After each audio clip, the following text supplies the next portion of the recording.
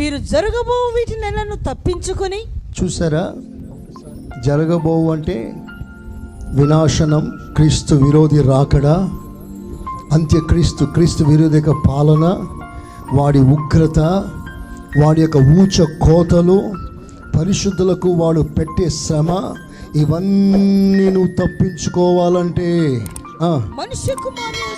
యేసయ్య రాకడి దినమున ఆయన ముందు నిలబడాలంటే శక్తి గలవారగునట్లు ఎల్లప్పుడూ మెలకువ కలిగి ప్రార్థన చేయుచు మెలకువ కలిగి ఉండండి. చేతులెత్తి ఆమెనండి గట్టిగా చెప్పండి, హుషారుగా. ఎల్లప్పుడూ ప్రార్థన చేయండి. This is the greatest weapon to stand before the lord.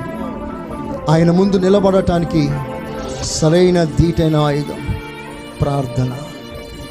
ప్రార్థన. ఈ ప్రార్థన మీద సాతాను పంజ విసిరాడు.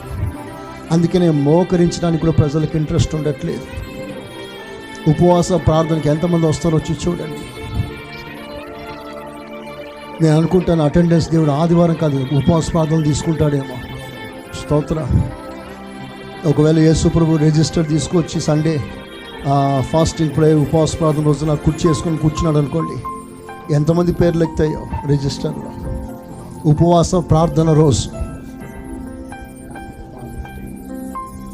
ఆలోచన చేయండి, నిర్ణయం మీది. ఇక మీదట ఏ కూటాన్ని మీరు నిర్లక్ష్యం చేయవద్దు. ఎవరున్నా లేకున్నా మీరు కూడుకోండి, ప్రార్థన చేయండి. ఆ ప్రార్థన ద్వారా దేవుడు మిమ్మల్ని సిద్ధపరుస్తాడు, సంఘాన్ని సిద్ధపరుస్తాడు.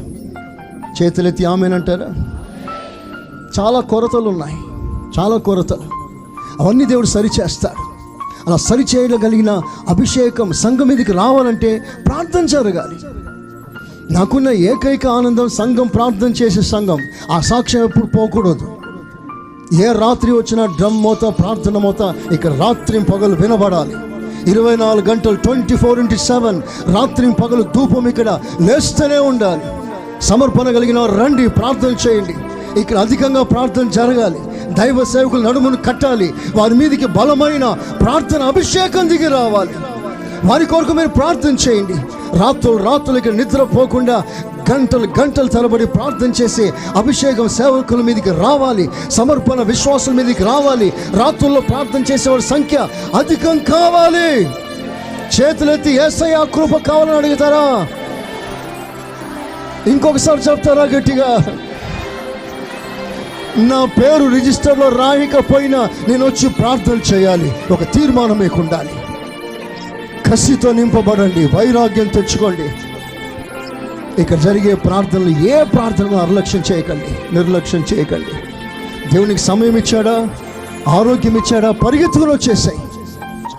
శనివారం ఉదయం 10 గంటలకు ఉపవాస ప్రార్థన, బుధవారం 10 గంటలకు కుటుంబ ప్రార్థన, శనివారం సాయంకాలం ఉపవాస ప్రార్థన, బుధవారం సాయంకాలం బైబిల్ స్టడీ, ఆత్మకూటం, ఇవన్నీ జరుగుతున్నాయి. ఒకసారి నీ మనస్సాక్షి మీద చేవేసుకుని నీకు సమయం ఉన్నా, నీ ఇల్లు పక్కనే ఉన్నా నువ్వు రాలేకపోయా. రేపు ఒకవేళ న్యాయ తీర్పు ముందు నిలబడవలసిన పరిస్థితి వచ్చినప్పుడు షీబా దేశపు రాణి నీ ముందు నేరం మోపుతుంది. ఏమనో తెలుసా? సొలొమోన్ రాజు యొక్క మాట వినటానికి కొండలు, లోయలు, సముద్రాలు దాటి నేను వచ్చాను.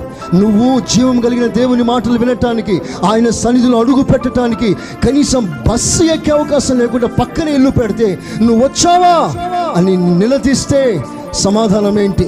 ఆ రోజున తీర్పు దినమున నీ జీవితం ఎంత భయంకర శిక్ష అనుభవిస్తుందో ఆలోచిస్తారా? తీర్మానం చేసుకోండి. అశ్రద్ధ చేయవద్దు, నిర్లక్ష్యం చేయవద్దు. దేవుని కొరకు జీవిస్తాం. అట్టి కృప సమృద్ధిగా మన మీదికి దిగి వచ్చునుగాక. అందరూ ఆమేనన్నారా?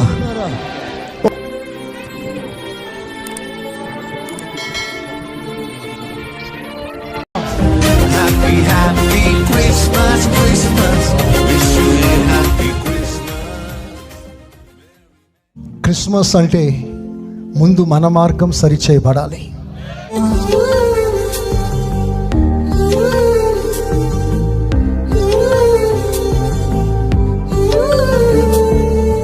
అయితే ఏ మానవుడు పారిపోతున్నాడో, పరుగులు తీస్తున్నాడో, పారిపోతున్న మానవుని వెతికి రక్షించుటకు యేసయ్య వెతుక్కుంటూ ప్రభు మనిషి దగ్గరికి వచ్చేసాడు. అదే క్రిస్మస్. ఇక్కడ ఎవ్వరు తప్పిపోవటానికి వీల్లేదు.